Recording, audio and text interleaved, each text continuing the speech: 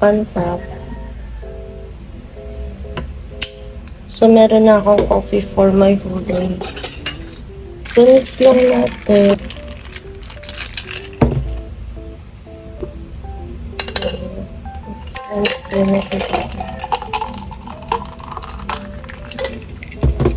So, pwede nyo rin siyang i-try.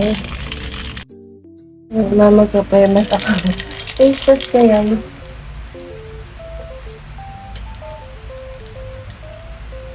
Ang cute, diba? Madami nito sa Mr. DIY kaya sobrang mura niya lang.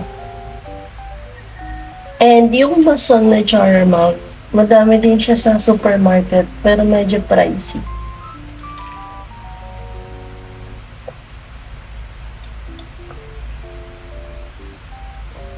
That's all. Open na rin kayo kaya bye.